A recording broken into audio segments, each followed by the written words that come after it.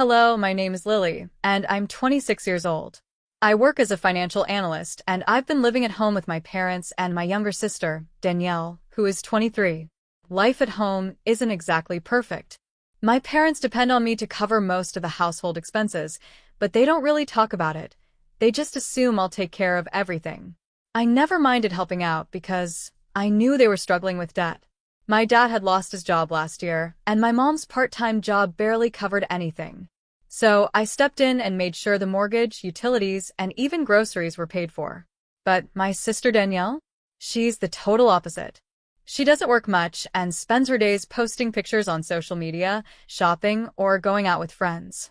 One Friday afternoon, as I was checking my online banking app during my lunch break, I noticed something strange. There were charges on my credit card that I didn't recognize. $1,200 for a flight to Hawaii. $2,000 for a luxury hotel reservation. Several $100s at fancy restaurants and spas. My heart started racing as I scrolled through the list. I had never booked a vacation like that. My dream was to save enough money to start my own consulting business, and I'd been cutting back on everything to make that dream come true. But now, it looked like someone had drained my hard-earned money for a lavish trip. I took a deep breath and thought about who could have done this. My boyfriend, Jake, popped into my mind first. He had access to my card for emergencies. But Jake was responsible, or at least I thought he was. Then I realized the truth, Danielle.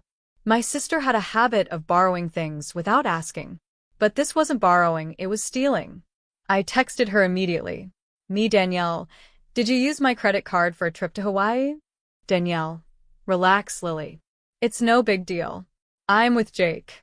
We needed a little getaway. I felt like the air had been sucked out of the room. My sister didn't just take my money. She took my boyfriend too. That night, I confronted my parents. I expected them to be on my side, to be angry that Danielle had betrayed me. But when I told them everything, they just shrugged. Danielle's young, my mom said. She's just enjoying life. Don't be so hard on her. I couldn't believe what I was hearing. She stole thousands of dollars from me. And she's with my boyfriend. My dad sighed. Maybe you shouldn't have given Jake access to your card. You're the one who's responsible for your own finances. I stared at them in shock. It wasn't just Danielle who had betrayed me.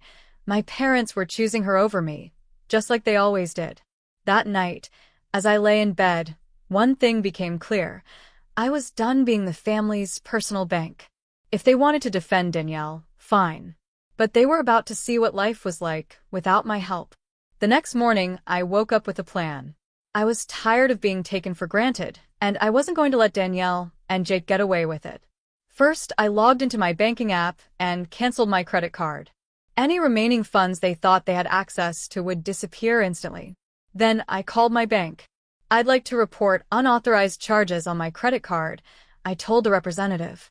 I believed the card was stolen. Within minutes, the charges were frozen, and the card was officially deactivated. I could only imagine the look on Danielle's face when she found out she couldn't pay for anything else on her little tropical vacation. Next, I had one more step. I stopped all payments for the household expenses. No more mortgage payments, no more utilities, no more groceries. If my parents wanted to defend Danielle, they could figure out how to pay for everything without me. Just as I finished making the last call, my phone buzzed. It was Danielle. I ignored it. Then, Jake's name popped up on my screen. I ignored that too. They could suffer in silence for all I cared. By the afternoon, the chaos had officially begun. Lily, my mom yelled from the living room. The power just got cut off. What's going on? I calmly walked down the stairs. I stopped paying the bills, I said. I figured you didn't need my help anymore since you were so supportive of Danielle stealing from me. My dad stood up, his face turning red. What do you mean you stopped paying? How are we supposed to keep the lights on? The mortgage is due next week. I crossed my arms and leaned against the doorway. Figured out. You've been siding with Danielle, so maybe she can help you. Just then, Danielle burst through the front door, her suitcase dragging behind her. Her sun-kissed skin and beachy waves were the last thing I wanted to see. She threw her suitcase down and stomped toward me. What the hell, Lily? You canceled the credit card in the middle of my trip. I had to borrow money from strangers to get home. I smirked. Good. Now, you know what it feels like to be stuck without help. Danielle's face twisted in anger. You're being so dramatic. Jake and I just wanted to have a little fun. I raised an eyebrow. With my money and my boyfriend? She opened her mouth to argue, but before she could, my phone buzzed again. This time, it was Jake. I held up the phone and showed it to her. Oh, look. Your partner in crime is calling. Should I answer? Danielle grabbed the phone and threw it on the couch. Just drop it, okay? It's over. You got your revenge. Now fix this mess with Mom and Dad. I laughed. Fix it? No, Danielle. You're going to fix it. You can start by explaining to Mom and Dad why they're about to lose this house if they don't start paying the bills themselves. My mom clutched her head. Lily, please. We can't afford to take on all these expenses. Don't do this to us. Maybe you should have thought about that before you defended Danielle, I said. I've been paying for everything while you all treated me like I was just a walking ATM. I'm done. I was packing my bags, ready to leave the house and get some space from my toxic family, when there was a knock on my bedroom door. My dad walked in, looking more tired and defeated than I'd ever seen him. Lily, he said quietly. I'm sorry. We shouldn't have taken you for granted. I paused, but I wasn't ready to forgive him just yet. You didn't just take me for granted, Dad. You betrayed me. Danielle and Jake betrayed me. You all made me feel like I didn't matter. He sighed. I know. But this house, without your help, we could lose it. That's not my problem anymore, I said firmly. I've given up my dreams for this family long enough. I zipped in my suitcase and stared him straight in the eye. I'm leaving. You, Mom, and Danielle need to figure this out on your own. As I dragged my suitcase down the stairs, I spotted Danielle sitting on the couch with her arms crossed. She glared at me. Where do you think you're going? She demanded. To live my life without you all weighing me down, I replied. But before I walked out, I turned around and gave them one last twist of the knife. Oh, and just so you know, Jake tried to contact me earlier. Looks like your little vacation fling wasn't as solid as you thought. Good luck. I walked out the door and didn't look back. I drove for hours without a clear destination in mind. I just needed to get away from the mess. Eventually, I found myself checking into a cozy motel on the outskirts of a small town. It wasn't luxurious, but it was exactly what I needed: peace, quiet, and time to think about my next steps. Sitting on the bed, I stared at my phone. Jake had sent multiple messages trying to explain himself. Jake, Lily, I know what Danielle did was wrong. I wasn't part of her plan. Jake, can we meet and talk about this? I miss you. Jake, please don't shut me out. I rolled my eyes and blocked his number. There was nothing left to talk about. He had chosen to betray me, and now he could deal with the fallout. The next morning, I got up with a fresh sense of purpose. I wasn't going to let the past keep me stuck.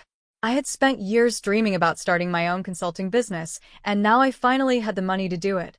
The savings I'd protected from Danielle and Jake were mine, and I was ready to put them to good use. I drove into the nearest city and rented a small apartment.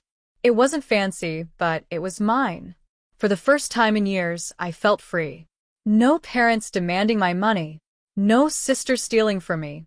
No boyfriend betraying my trust. I made a list of tasks to get my business off the ground. Find a small office space. Register the business name. Build a website. Reach out to potential clients. Just making the list felt empowering. I could do this.